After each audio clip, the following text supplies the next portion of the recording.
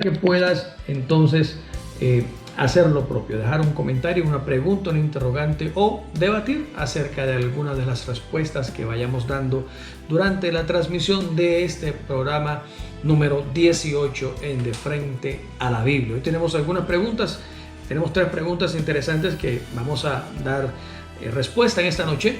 Sin embargo, si tú tienes preguntas referentes al tema que vamos a hablar hoy o cualquier otra inquietud, te invito para que por favor escríbela y poder entonces responderla en esta noche. Hay unas preguntas que ya hemos dado respuestas en los programas anteriores, así que te invito para que los revises todos los videos que ya tenemos grabados. Recuerda, 18 programas, ya llevamos más de 60 preguntas contestadas, así que creo que va a ser interesante que las puedas revisar todas y tener algún comentario al respecto. Damos un saludo especial a mi cuñada, qué bendición, Mabelita, un abrazo, qué bueno que estés por aquí. Un saludo también a Yomar Oliveros desde Malambo.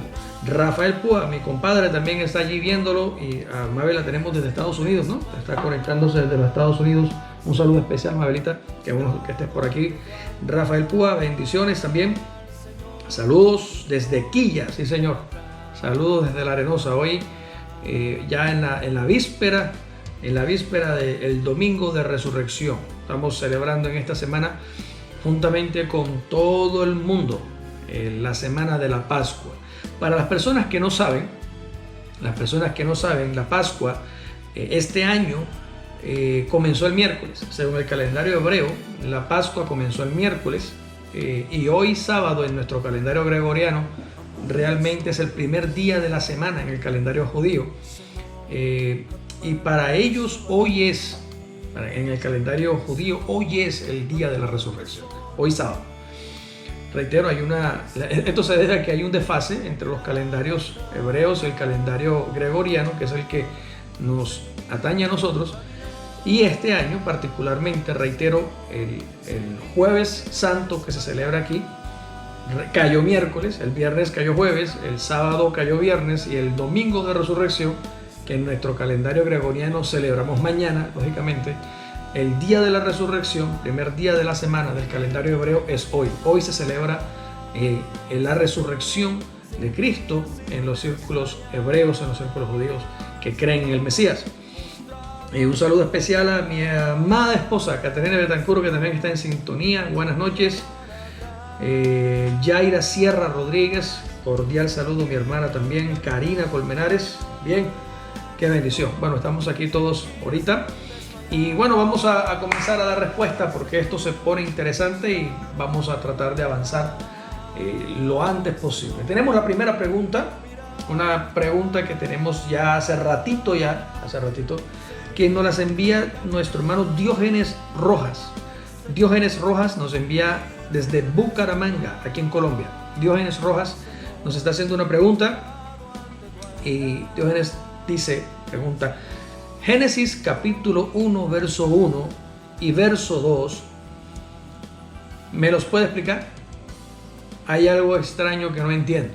Génesis capítulo 1, verso 1 al 2, ¿me los puede explicar? Hay algo raro que no entiendo, dice Diógenes Rojas. Bueno, vamos a comenzar con esa pregunta. Comenzar con esa pregunta. Uno quiere responder cosas sencillas, pero las preguntas son fuertes. Pero vamos a tratar de dar respuesta de manera rápida, de manera flash. Génesis capítulo 1, verso 1. Voy a leer para ustedes en la edición de, la Biblia textual. O vamos a leer una que tengo por aquí en línea, la Reina Valera. En el principio era eso es Juan 1:1. En principio creó Dios los cielos y la tierra estaba desordenada y vacía. Ese es Génesis 1:1 y 1:2. En principio creó Dios los cielos y la tierra estaba desordenada y vacía, y el Espíritu de Dios se movía sobre la faz de las aguas. Esos son los 2 primeros versículos. En la Biblia textual o en la versión de bíblica estugartensia se lee así: en principio Elohim Aleph Ta creó los cielos y la tierra. Pero la tierra se ha precipitado en caos y vacío, y hubo tinieblas sobre la faz del abismo acuoso, y el espíritu de Elohim se cernía sobre la faz de las aguas. Bueno, estos dos versículos del Génesis son los que nos está preguntando nuestro hermano Diógenes Rojas desde Bucaramanga. Él quiere una explicación. El comentario de Diógenes es bastante amplio, es bastante largo, no lo voy a leer porque me demoro demasiado leyendo el comentario, pero Diógenes quiere saber por qué Dios crea algo en el versículo 1 y por qué en el versículo 2 todo estaba en desorden y vacío. La pregunta de Diógenes apunta al hecho de que si Dios en todo el relato del Génesis dice que todo lo que hizo lo hizo perfecto y vio que era bueno, ¿por qué el versículo 2 dice que estaba todo desordenado y vacío? Bueno, entonces vamos a dar respuesta a Diógenes Rojas a esta pregunta que nos hace desde la ciudad de Bucaramanga. A todos mis amigos que están en sintonía, si tienes una respuesta, si tienes una idea del por qué Génesis 1.1 y 1.2 tienen este contraste, Dios creando en el primer versículo y en el segundo todo en desorden y vacío. Si tienes alguna idea, te invito a que la vayas escribiendo, que comentes para saber qué piensas tú. Y bueno, yo voy a comenzar a responderla también, y cualquier inquietud, cualquier idea o cualquier cosa que no estés de acuerdo, por favor escríbela para poder interactuar, para poder conversar todos. Bueno, Diógenes, el asunto es el siguiente. Génesis, que es el primer libro de la escritura, Génesis o principio, el primer libro de la escritura relata la creación. Relata la creación. El versículo 1 del Génesis está relatando el hecho creativo o el hecho creador original. Ese verbo es bara, ¿cierto? El verbo hebreo al que se refiere ese acto creativo de la nada, donde se crea de donde no hay absolutamente algo original, sino del vacío, de la nada absoluta. Ese acto creador en hebreo es el verbo bara. Este verbo hace referencia, reitero, no a algo que ya existe, sino a algo que es formado de la nada. Entonces Génesis 1.1 dice: en principio Dios creó. Ese creó, que se traduce como creó, ese verbo bara, hace referencia a la creación absoluta desde la nada. Ese acto creador que aparece en Génesis 1.1 es el acto el hecho de Dios de formar los cielos y la tierra. Y cuando se refiere a cielos en el hebreo, que está escrito con mayúscula, y algunas versiones bíblicas respetan esa variante o ese detalle y lo continúan en mayúsculas. Cielos, cuando dice creó los cielos, no se refiere al espacio, no se refiere al universo, no se refiere a las nubes. Cielos, en el hebreo, por estar escrito en mayúscula, hace referencia directa a todas las dimensiones espirituales, incluida el trono de Dios o la dimensión en donde Dios habita. En principio Dios creó los cielos. Reitero, los cielos no son el universo, no son las galaxias, no son las estrellas, no son las nubes. Los cielos hace referencia directa en el hebreo a todas las dimensiones espirituales, incluida esa dimensión en donde Dios habita y en donde está su trono. Luego dice y la tierra. Cuando se refiere a tierra, en hebreo también aparece escrito en mayúscula esta palabra, y es diferente. Esta palabra que se utiliza aquí es diferente de la que viene más abajo cuando habla del planeta Tierra, la cual se escribe completamente en minúsculas. Esto es un detalle glorioso, es un detalle maravilloso de la palabra de Dios. Reitero, cuando en el versículo 1 se refiere a cielos y tierra, estas palabras en el hebreo están escritas en mayúscula. Y eso significa que se refiere cielos a las dimensiones espirituales, incluidas donde Dios está, y tierra no se refiere al planeta, a nuestro planeta. ¿Por qué? Porque nuestro planeta está referido, o está contado más abajito, en los versículos siguientes, Y esta palabra tierra en los versículos posteriores se escribe en minúscula, haciendo referencia a nuestro planeta, a este globo maravilloso, a este globo azul en donde nosotros vivimos. ¿A qué se refiere entonces tierra en el versículo 1? Se refiere a todo el universo. Tierra en el versículo 1 se refiere al universo. Esto es un detalle maravilloso. Cuando dice que Dios creó los cielos y la tierra, está diciendo que creó todas las dimensiones invisibles espirituales y creó también el universo. ¿De dónde lo creó? De la nada. De la nada. Entonces, allí en el versículo 1, cuando habla de tierra, ahí está incluido todo lo que usted ve y todo el universo observable. Y en el caso hipotético que existiera un pluriverso y que existieran múltiples universos adicionales a este, según las teorías de la relatividad y otras posteriores, si existieran otros universos paralelos a este, todos esos universos están contenidos y constituidos dentro de esta palabra que aparece en Génesis 1:1, que se llama tierra. Creó Dios los cielos y la tierra. Dicho esto, pasamos entonces al versículo 2. El versículo 2 dice: pero la tierra se ha precipitado en caos y vacío, y hubo tinieblas sobre la faz del abismo acuoso, y el espíritu de Elohim se cernía sobre la faz de las aguas. Aquí voy a mencionar solamente un par de cosas porque esto realmente implica una explicación mucho más profunda, pero solamente voy a mencionar, debido a la pregunta de Diógenes, él no entiende por qué si Dios dice que todo lo creó perfecto, aquí dice que hay desorden. Bueno, la diferencia es esa. Cuando Dios creó todo al principio, digamos la creación desde la eternidad, en donde Dios crea su trono y donde Dios crea todas las dimensiones espirituales, y posteriormente el universo que lo crea del vacío, de la nada lo crea. El versículo 2 dice que se precipita al caos y al vacío, esa tierra, es decir, el universo. El verbo que se utiliza aquí para definir la precipitación de esa creación de la tierra, esa precipitación se debe traducir como radiación nuclear, de hecho. Así que podemos inferir por la revelación de la palabra de que aquella teoría excelente del Big Bang no está del todo mal. Bíblicamente podemos entender que el Big Bang sí sucedió, y ese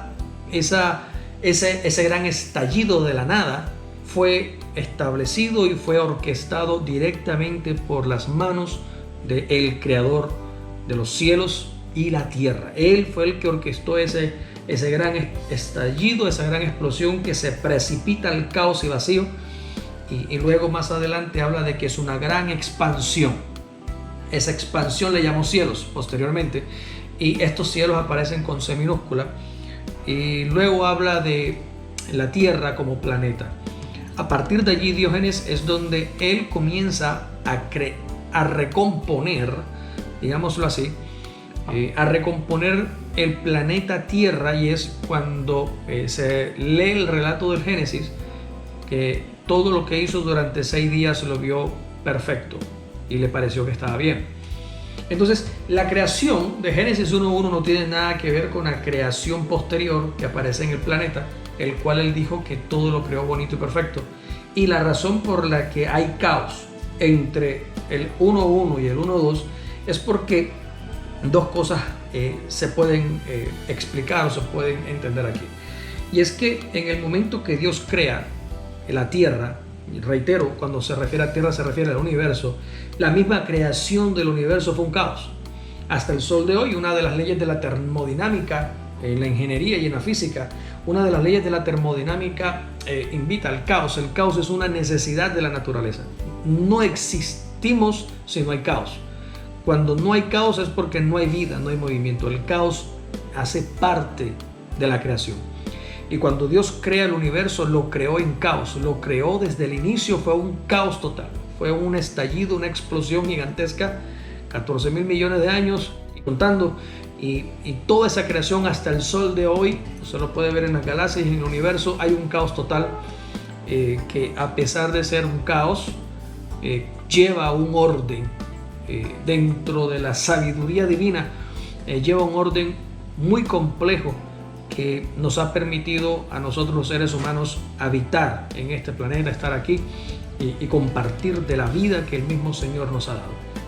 Entonces, bueno, hay mucho más que hablar y decir al respecto de esto, Diógenes. Esa es la razón por la cual hay caos en el segundo versículo, y porque hay algunos teólogos que afirman de que el enemigo, el lucero que arrastró la tercera parte de los ángeles consigo en una rebelión que sucedió en los cielos, fue arrojado a la tierra, y no se refiere simplemente al planeta, reitero, sino a esta creación universal, a esta creación cósmica. Fue arrojado y en su caída destruyó todo lo que pudo a su paso.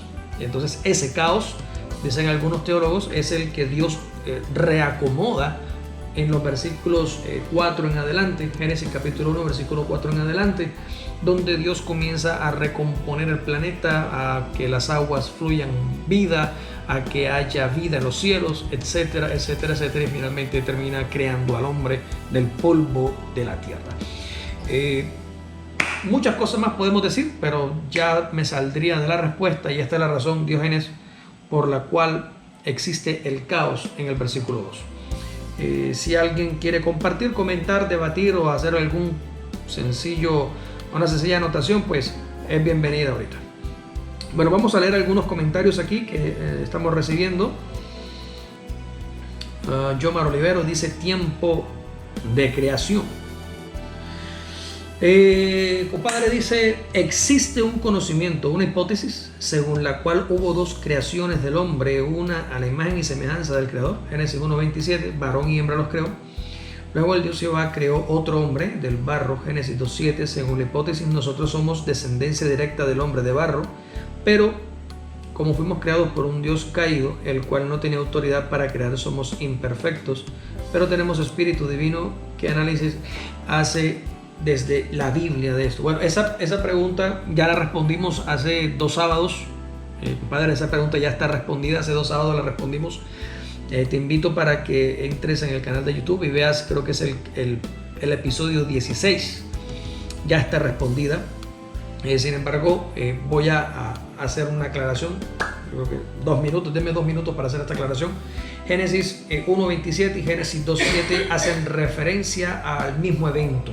Hay una hipótesis que se ha establecido en algunos libros apócrifos de las literaturas hebreas antiguas, en las que se afirma que esa primera creación supuesta de Génesis capítulo 1 versículo 27 fue hecha por Dios, por su aliento, por el espíritu que sale de la boca de Elohim, y él crea al hombre y a la mujer como coiguales, sin que el uno fuera dependiente del otro. Y esta creación original, inicial, él se llamó Adán junto con ella, porque Adán significa humanidad. Y esta persona, la compañera del varón, se llamó Lilith. Eso está en la literatura hebrea antigua, en la mitología hebrea. Lilith terminó independizándose del varón y haciendo su voluntad porque sintió que no tenía por qué someterse a él. Esto no lo dice la Biblia, reitero, esto es mitología y son leyendas hebreas antiguas. Entonces Lilith termina independizándose y Dios no la destruye, no la mata, sino que la maldijo y la echó fuera del jardín.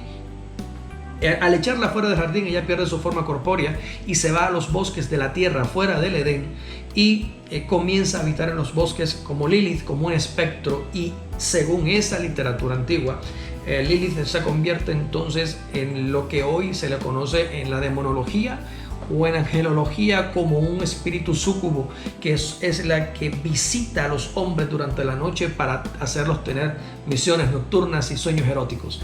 Esta mujer que aparece según la mitología hebrea, relatada como la primera mujer creada en Génesis 1:27, según esas creencias antiguas, no bíblicas, según esas creencias antiguas, ella es la madre que engendra en el momento que tiene copulación en el espíritu, como un espíritu, como un hombre durante su sueño nocturno.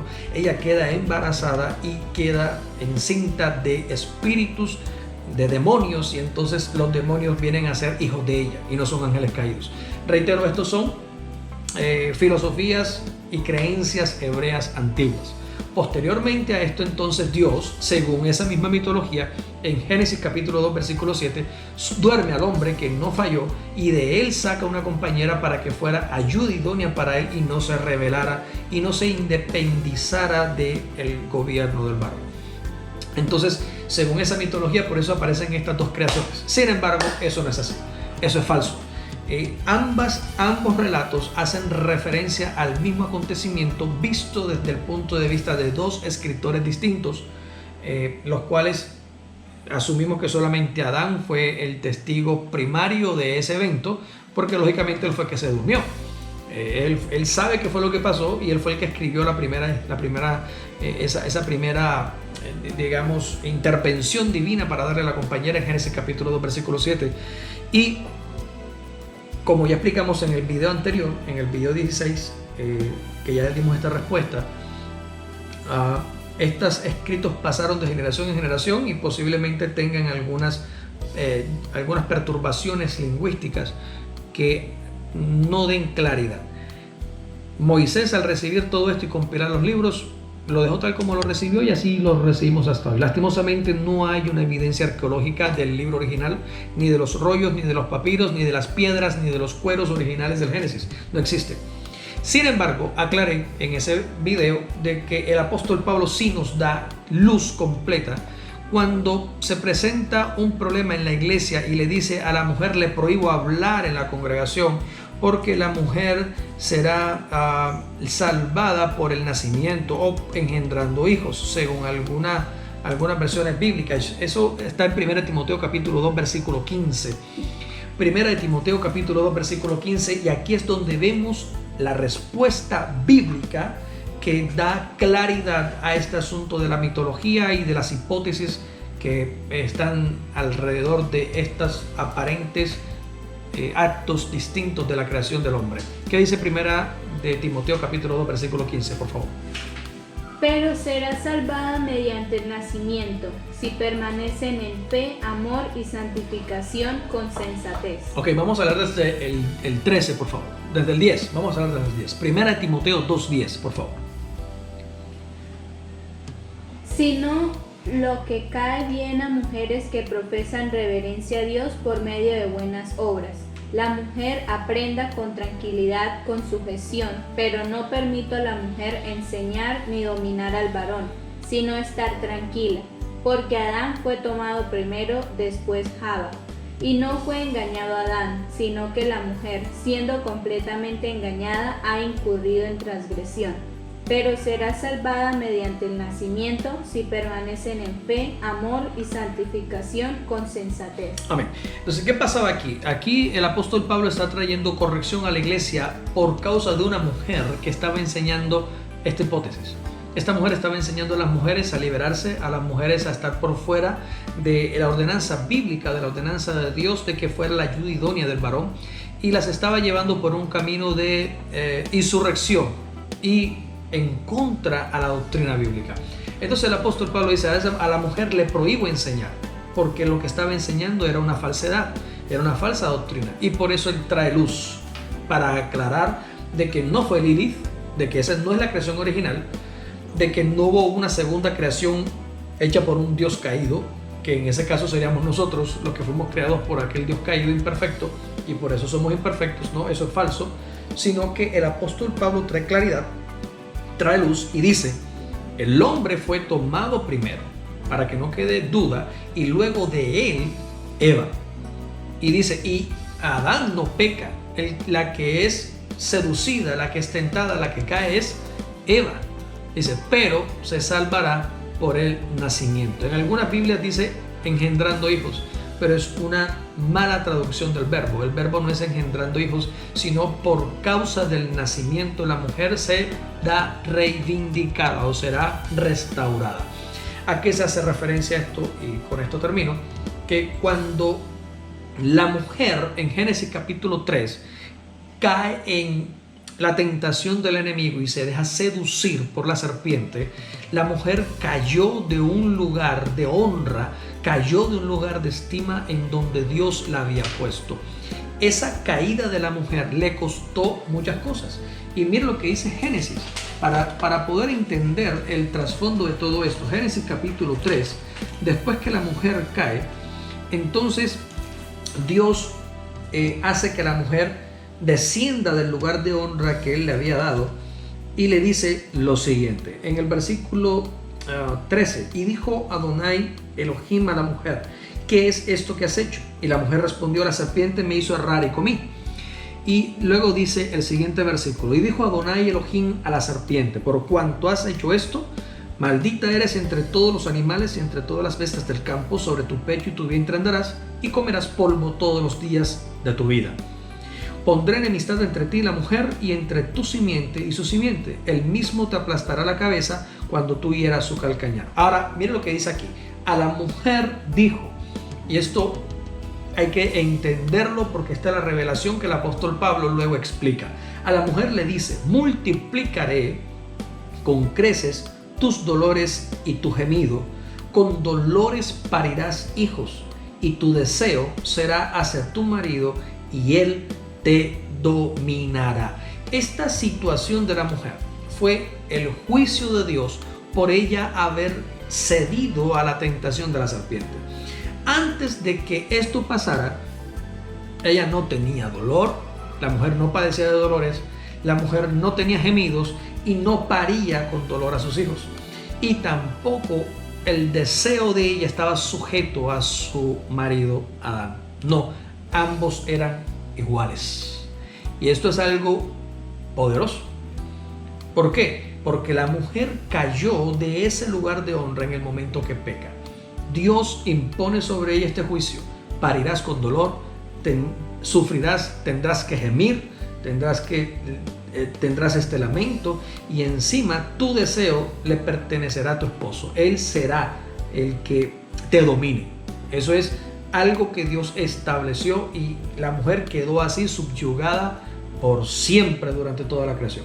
El apóstol Pablo entonces dice que la mujer será reivindicada o será rescatada, restituida o salvada, que es el mismo verbo, por el engendramiento o por el nacimiento. ¿Nacimiento de quién? De que tenga hijos. Hay alguna gente, hay personas, hay religiones que dicen que la mujer tiene que parir, entre más para es más bendita porque está pariendo, porque el versículo de la Biblia dice que la mujer se salvará teniendo hijos. No, y no se refiere a tener hijos, se refiere a que la mujer sería reivindicada por el nacimiento. ¿El nacimiento de quién? Del Mesías. Cuando Jesús se encarnó en la Virgen María, a través de la Virgen María, toda la mujer, toda la humanidad femenina, absolutamente toda, fue redimida de ese juicio que vino sobre ella por el Señor. Fue redimida. Lógicamente que las consecuencias del pecado siguen, pero ya no es tenida en menos delante de Dios. Y esto es lo que tenemos que entender, iglesia. Delante del Señor, en el Espíritu, la mujer ya no está a un lado. La mujer está al mismo nivel del varón. Porque cuando Él decide encarnarse en una mujer, esto es en María o en Miriam, cuando decide encarnarse, en el momento que ella lo da a luz y lo pare, trae a luz al Salvador, el status quo de la mujer que estaba por debajo del varón, Dios lo redime y lo coloca al mismo nivel. Esto es delante del Señor. Sin embargo, aunque el hombre y la mujer hoy han sido redimidos por Cristo, el hombre tiene que seguir trabajando y ganarse el pan con el sudor de su frente, porque ese juicio es durante toda su existencia en esta tierra. Y de la misma manera, la mujer sigue sometida al varón, porque ese es el juicio de Dios sobre toda su existencia en esta tierra. Sin embargo, delante de Dios, la mujer y el hombre somos iguales. Y por eso el apóstol Pablo dice que en Cristo Jesús no hay mujer ni varón. Por eso los hombres que dicen que la mujer no puede predicar están locos, porque cuando la mujer dio a luz a Cristo, todas las mujeres fueron redimidas. En el viejo pacto las mujeres no tienen participación en el sacerdocio de ninguna manera. En el judaísmo la mujer no puede participar en absoluto en el sacerdocio, porque en ese momento la mujer estaba subyugada y estaba pisoteada ¿Hasta cuándo? Hasta el momento del engendramiento. A partir de allí la mujer es reivindicada y es puesta en alto juntamente con el varón para servirle a Dios como coiguales. Así que Dios puede usar a una mujer o puede usar a un varón indistintamente. Y por eso la hipótesis que aparece de estas creaciones paralelas o a priori posterior a la otra son falsas. El apóstol Pablo aclara cuál es la verdad y la explica de manera muy hermosa en 1 Timoteo capítulo 2 verso 15. Bueno, esa es la respuesta. Hay más que comenté de esto allá en 2 capítulos anteriores. Compadre, usted lo puede leer, por favor, allí, revísalo. Y cualquier inquietud adicional, pues me comenta. Bueno, damos gracias a Dios por este tiempo que hemos tomado para aclarar este punto. Y tenemos otra pregunta. Tenemos otra pregunta que nos hace mi amada esposa. Caterina Betancourt nos está haciendo una pregunta. La semana antepasada nos hizo una pregunta. Se nos había empapelado aquí, pero ya apareció. Dice, ¿cómo la iglesia permanecería en la fe si el mismo Señor hace la pregunta de si cuando Él venga hallaría fe en la tierra?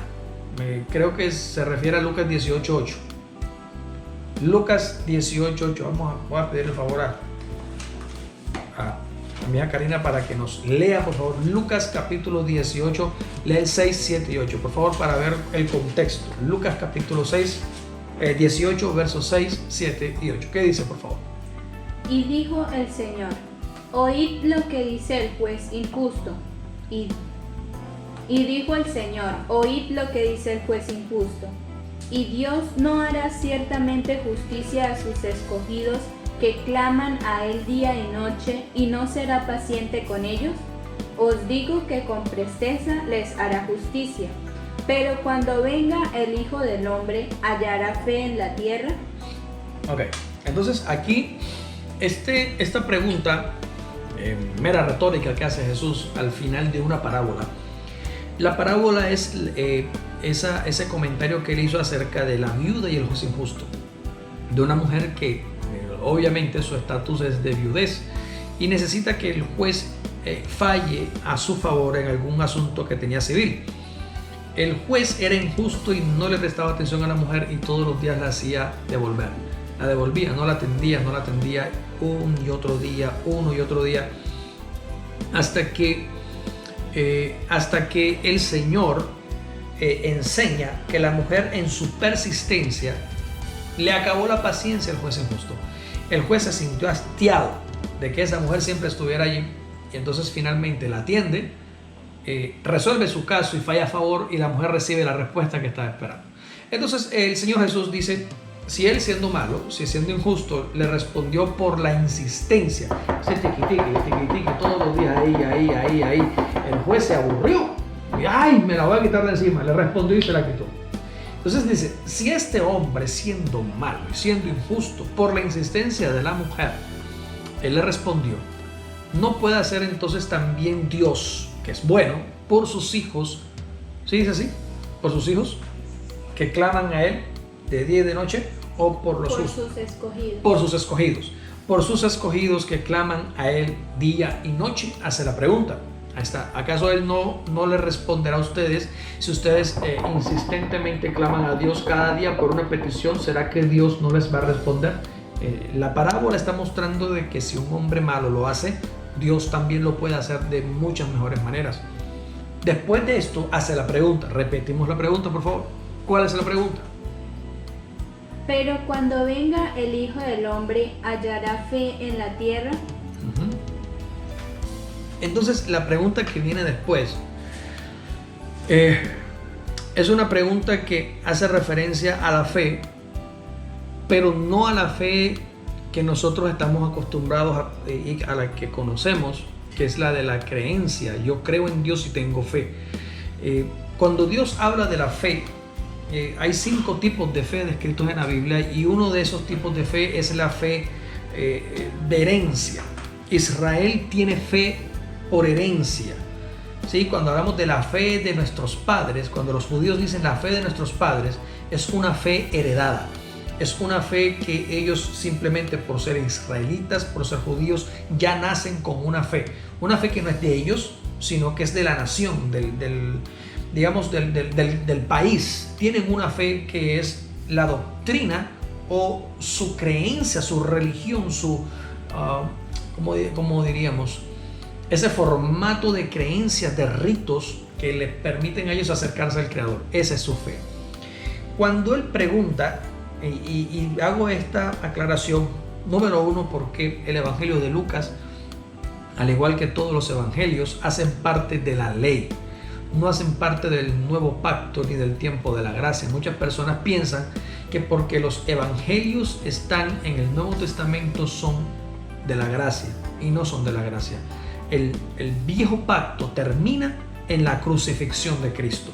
Así que mientras que Jesús estuvo caminando en la tierra, haciendo milagros, enseñando parábolas, enseñando el Padre Nuestro y hablando con sus discípulos, mientras que Jesús estuvo en vida, hasta el momento en el que dijo en la cruz, está todo pagado, hasta ese momento, todo lo que pasó de ahí hacia atrás hace parte del viejo pacto, hace parte de la ley. Y todo lo que está escrito de la cruz hacia atrás es un mensaje exclusivo solamente para Israel. Por eso entendemos que la pregunta de Lucas 18:8 hace referencia a Israel, a la fe de Israel, a la fe como su creencia de esa obediencia y convicción que heredaron de Abraham, de Isaac y de Jacob, digamos, a su identidad religiosa. ¿Y por qué? Por esto, porque Lucas hace parte del tiempo de la ley, no hace parte del momento de la gracia que nos compete a nosotros. Y en segundo lugar, porque la pregunta dice, el Hijo del Hombre hallará fe en la tierra. Y ese Hijo del Hombre le da el sello definitivo para entender que se refiere solamente a Israel. ¿Por qué?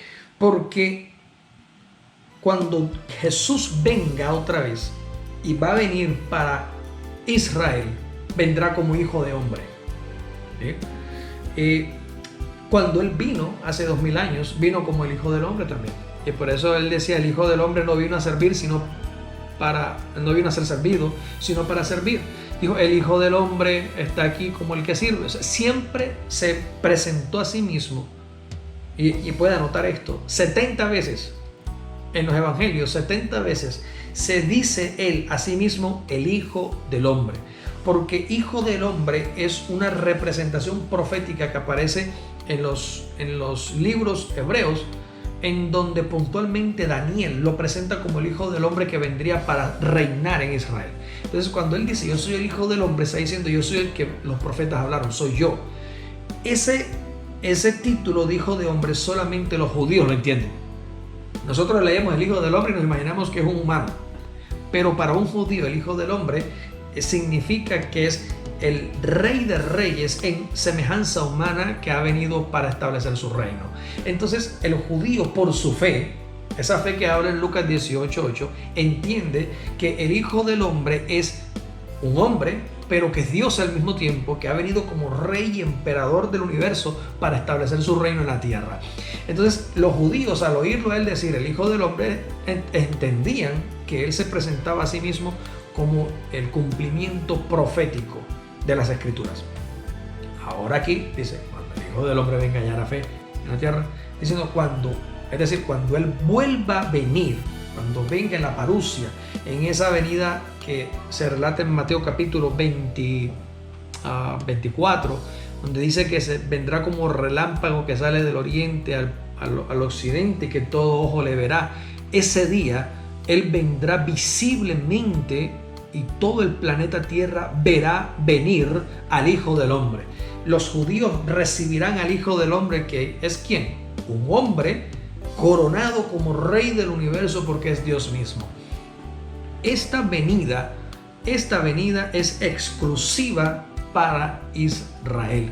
Y por eso cuando Él dice hallará fe en la tierra, no se está haciendo referencia en ninguna manera a la iglesia. Por eso cuando la pregunta ¿cómo la iglesia permanecerá en la fe? Si el mismo Señor hace la pregunta si cuando Él venga la hallará, es porque sencillamente cuando Él venga, la iglesia no va a estar. Ya la iglesia ha subido a las nubes con Él para recibirlo en el aire.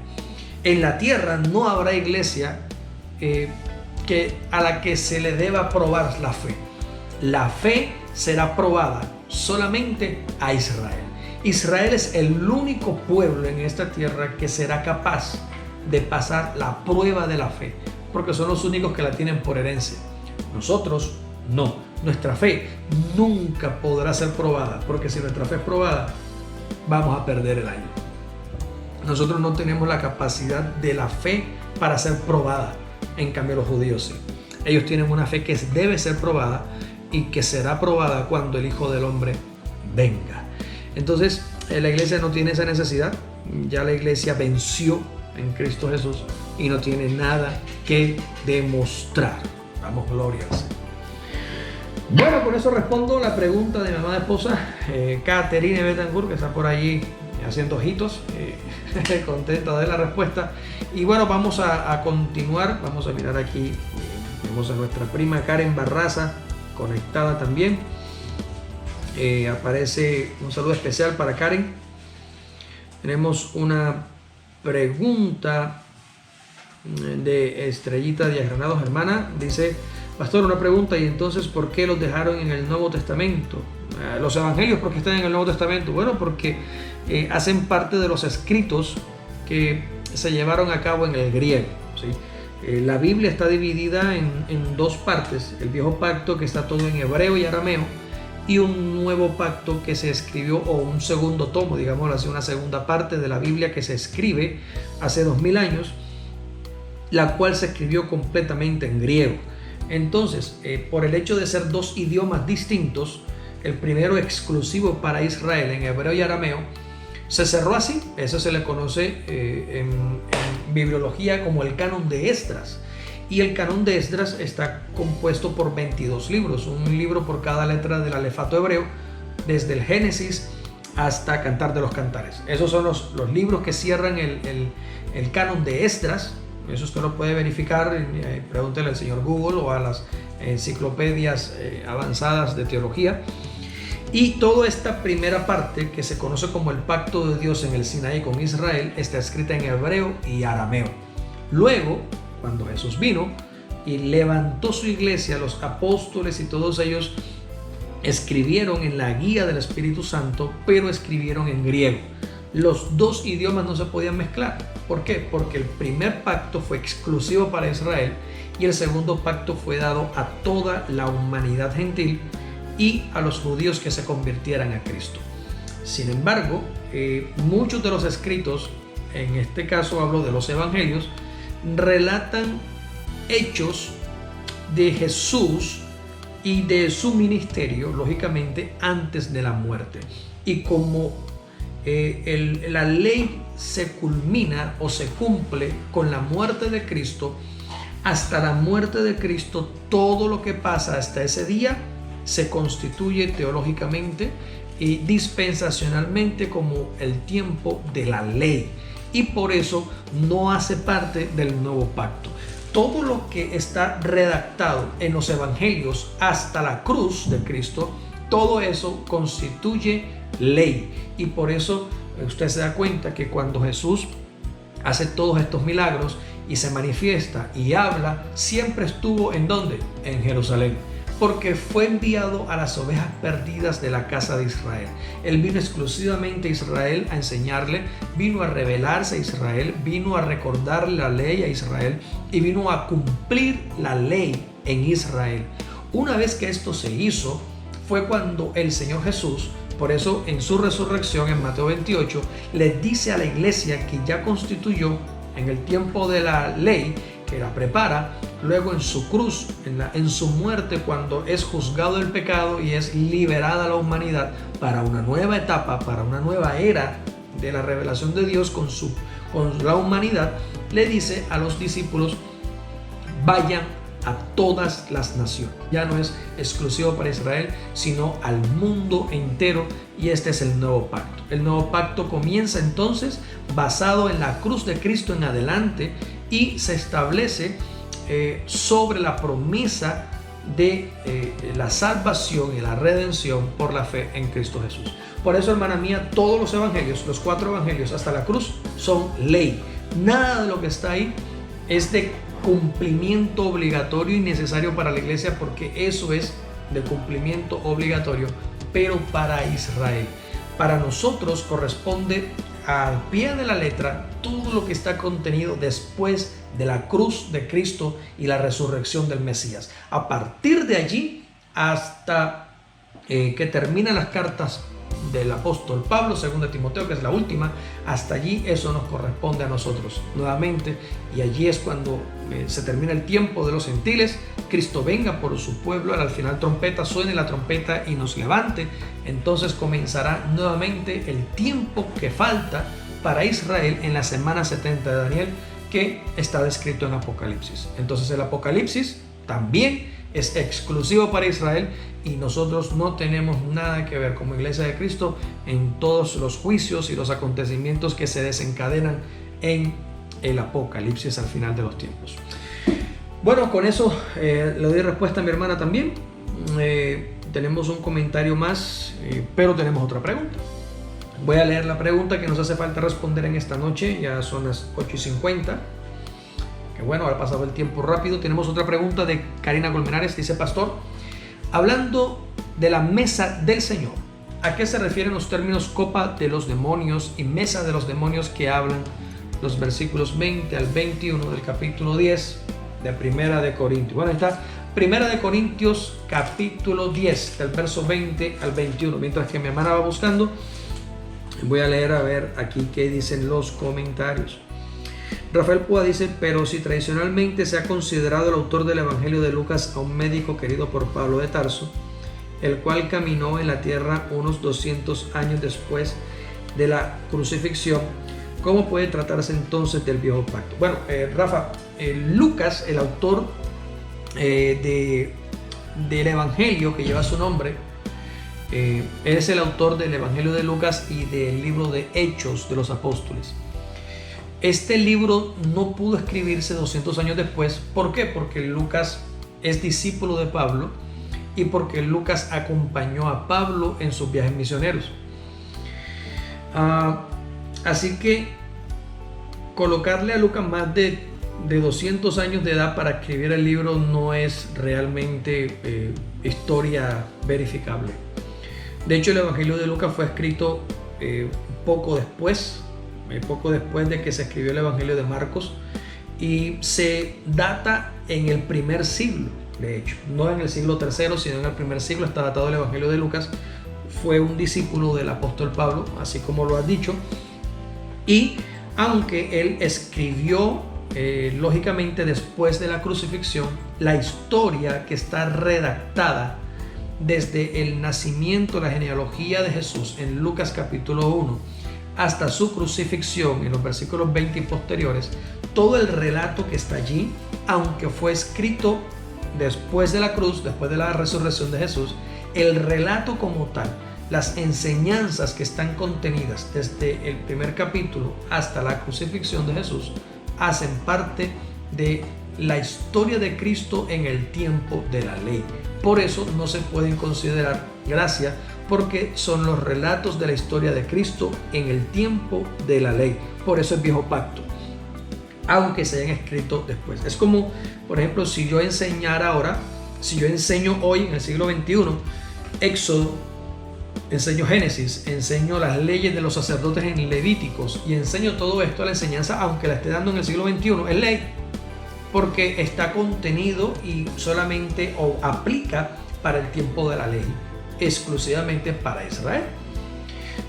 Sin embargo, no quiere decir que porque la de hoy entonces es nuevo pacto. Eso es lo que pasa. El apóstol Lucas, el discípulo Lucas hace estos libros mucho tiempo después, lógico, de la resurrección de Jesús. Las escribe en el tiempo de la gracia, pero el evangelio como tal hace parte a las enseñanzas de Jesús en el tiempo de la ley.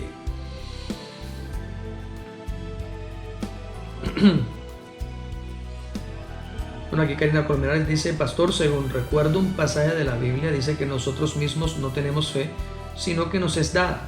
Por esto no tenemos fe propia para ser probada. Exacto. A nosotros la fe no nos fue dada como un don. No hicimos nada para alcanzarla. Y nuestra fe está basada en lo que Jesús hizo. Pero nosotros no tenemos el conocimiento necesario para comprender las naturalezas sobrenaturales del Señor. Exacto, Rafa, exacto. No importa cuándo se escribieron, sino los hechos contenidos ahí. Claro que sí. Bueno, ahí Karina coloca Romanos 12:3. Sí, esa ahí está. Virginia, un saludo cordial a Virginia. John Oliveros dice: si todo está escrito, el principio y el fin, Génesis y Apocalipsis, entonces no peco porque el Espíritu Santo no me deja, entonces lo que hago en Cristo, donde... no entiendo la pregunta, Yomar. Lo siento, no entiendo la pregunta. Dice: si todo está escrito, el principio y el fin, Génesis y Apocalipsis, entonces no peco porque el Espíritu Santo no me deja, entonces lo que hago en Cristo, donde... Bueno, la verdad, hermano, yo no entiendo tu comentario. No sé si me estás preguntando algo. Si puedes escribirlo de otra manera para poderlo entender, sería ideal. Silvana comenta, Silvana Ortega, un saludo especial. Dice: la fe hace referencia con el creer, porque si yo no creo que Cristo murió en la cruz y resucitó, ¿cómo tendré fe? Bueno, sí. De hecho, creemos porque la fe no fue dada para eso, para nosotros como gentiles. Bueno, entonces terminamos con la pregunta de Karina. Pastor, hablando de la mesa del Señor, ¿a qué se refieren los términos copa de los demonios y mesa de los demonios que hablan los versículos 20 al 21 del capítulo 10 de Primera de Corintios? Vamos a ver qué dice, por favor.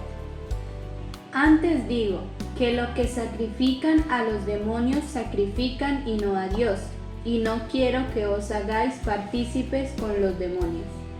¿Leo los versículos anteriores? Sí, léelos, a ver, para entrar en contexto. Mirad a Israel según la carne. ¿No son partícipes del altar los que comen los sacrificios?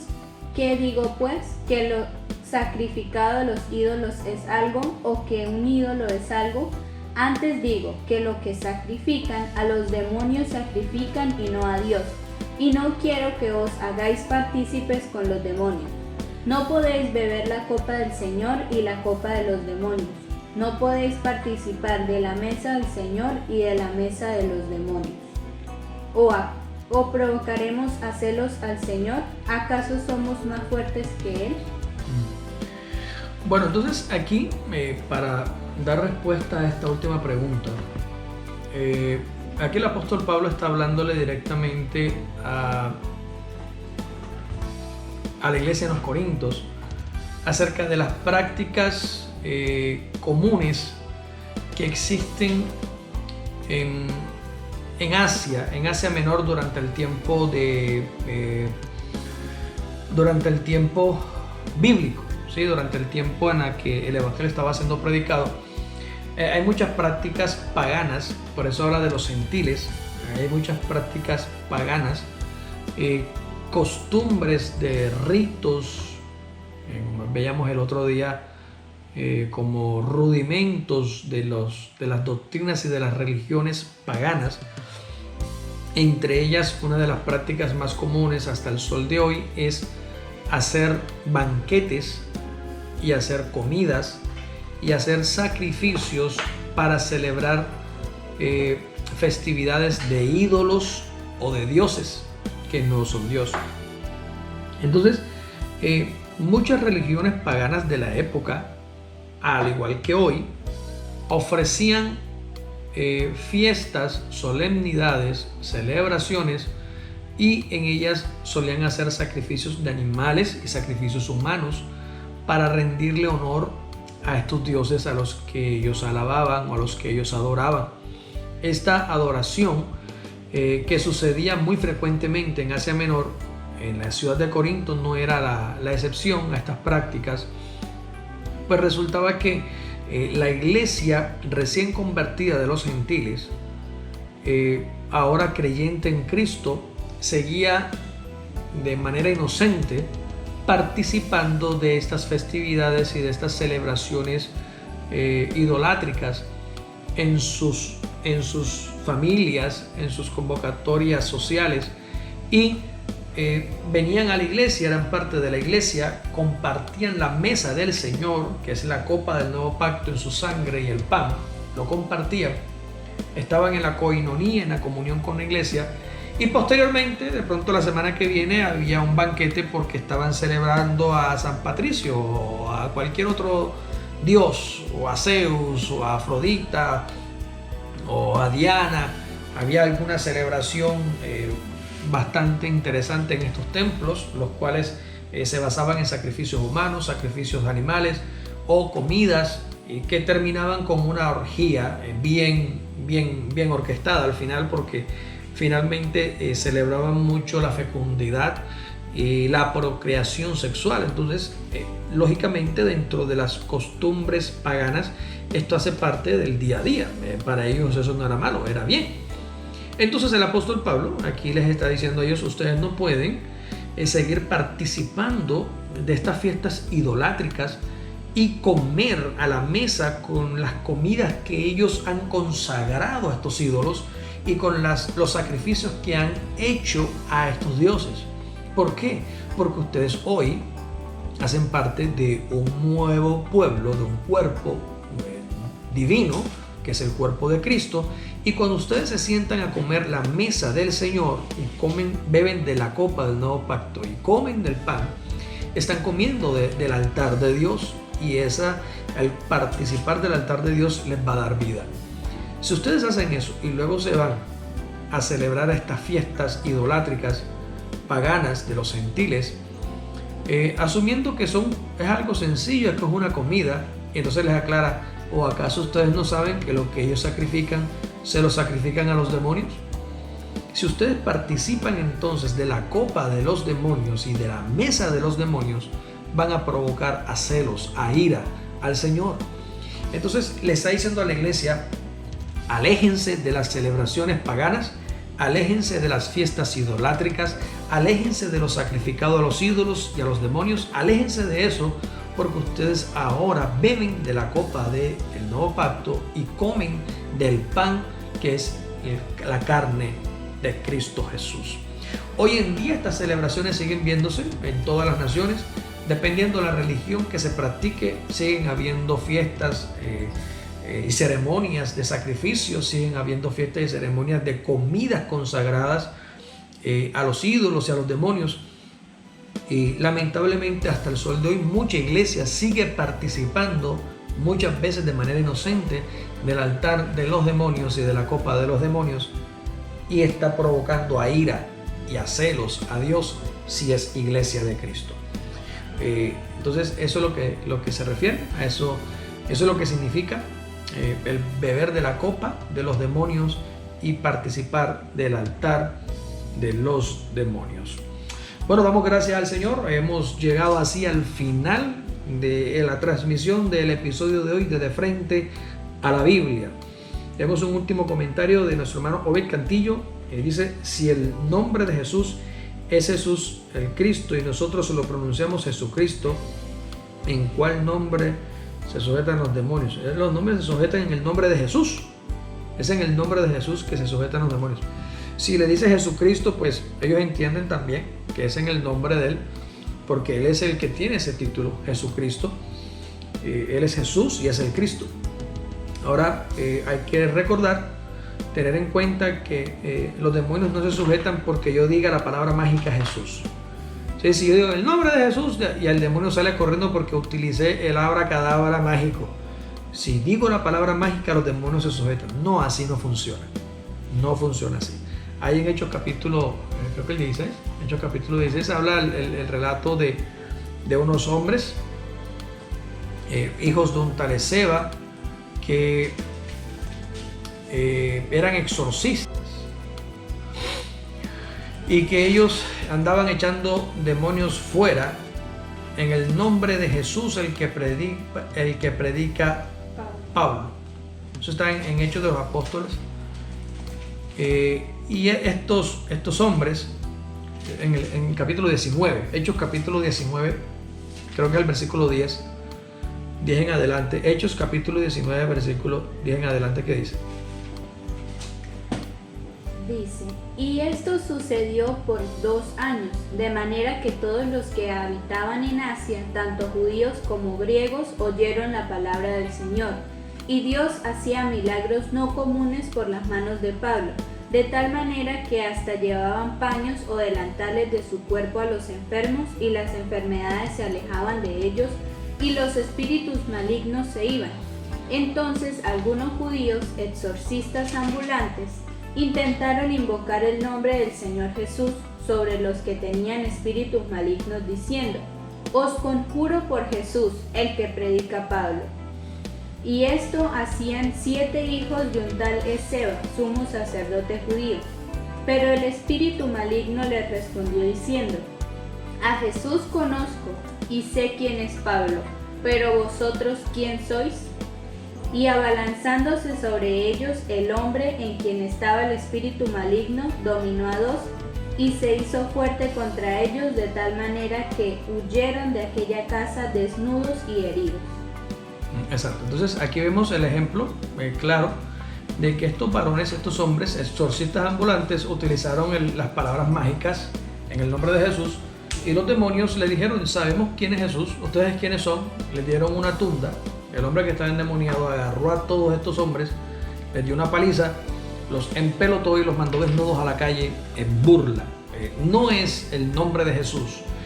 Así las palabras mágicas, cuando yo las pronuncie, que cuando yo lo diga, entonces un milagro va a suceder. Si yo oro por un enfermo en el nombre de Jesús, va a pasar porque dije en el nombre de Jesús. O si reprendo un demonio y lo echo fuera en el nombre de Jesús, va a pasar porque dije en el nombre de Jesús. No, eso no pasa así.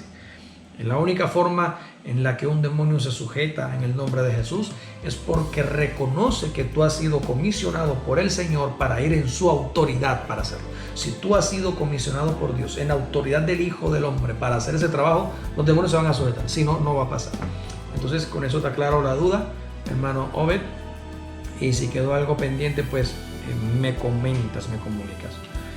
Bueno, termino con la última pregunta. Hermana Virginia dice, Dios bendiga, apóstol, en Primera de Reyes capítulo 11 versículo 30 dice que el profeta Ahías tomó el manto y lo rasgó en 12 pedazos y le da 10 a Jeroboam y a Salomón, es decir, a Roboam, al hijo de Salomón, más bien a Roboam le da una tribu. ¿Qué pasa con la otra tribu que falta? ¿Dónde está? Bueno, la Biblia enseña, hermana mía, de que el reino fue dividido en el reino del norte y el reino del sur. Y el reino del sur, el que queda en las manos de Roboam, hijo de Salomón, está constituido por 2 tribus, la tribu de Judá y la tribu de Benjamín. Esas son las 2 tribus que hacen parte del reino del sur. Las otras 10 tribus se quedaron al norte. Entonces, solamente estas 2 tribus, usted me pregunta cuál es la tribu que hace parte, la de Benjamín, y esa es la tribu que hace parte del reino del sur. Creo que puedes encontrar algo al respecto en Jeremías. Yo creo que en Jeremías puedes encontrar algo al respecto de las tribus. Jeremías capítulo 20, capítulo 22, Jeremías 24, Jeremías 29, Jeremías 34 y 45 y Lamentaciones. Ahí habla ampliamente del reino de Judá, de la división que hubo, y cómo Benjamín y Judá son los que lo componen. Bueno, damos gracias a Dios, gracias a todos los amigos, a todos los hermanos por haber participado en esta noche, en esta emisión número 18 de Frente a la Biblia. Damos gracias a Dios por este tiempo especial de compartir. Si todavía queda alguna inquietud, alguna pregunta, puedes dejarla por escrito, y con la ayuda de Dios el próximo sábado a partir de las 8 de la noche estaremos dando respuesta a esas inquietudes. Un abrazo fraternal a todos, que el Señor los guarde, los bendiga en esta semana y que tengan una semana victoriosa de bendición. Cuídense, tengan mucho cuidado, no anden en la calle, y espero verlos pronto el próximo sábado si el Señor no ha venido por nosotros. Un abrazo a todos, que Dios les bendiga y que Dios les guarde inmensamente. Chao, chao. Nos vamos.